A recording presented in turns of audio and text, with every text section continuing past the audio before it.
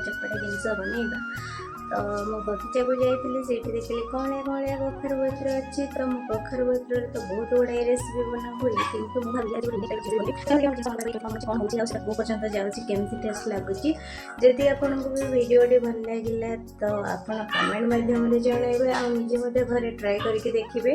आदि भल लगे चल स्टार्ट करवा आज वीडियो तो वीडियोटी बहुत लंबा हो सर्ट्रे करी तो देखो के कौलिया कखार पत्र होना तो आपको देखिए तो कहार भी इच्छा न हम एमती नुआ जिन बनाऊ तो ये मुझे बेसन हलदी लंकागुंड लुण स्वाद अनुसार राशि जुआणी और मेथी या नहीं मुझे गोलैकि देखो केते बढ़िया कलर आनी केते बढ़िया है तो ये मुझे बनईनी सबकि मुझे करी आ समस्त खाईदेवे ना कौन तो ये मो हजबैंड को कही गोलागोली करके बढ़िया से बनई दियो तो से कखार पत्र केते सुंदर हलदी लगे देते गाधा हम को सब कर सारा पर रोल भाया भांग करके देखो मो इडली झांझर सीझे देती बर्तमान सीझा भी हो जाए कटिंग बर्तमान करवा जमती देखा माछ तरकारी तो ये पूरा कटिंग होगा तेल भी गरम हो जाए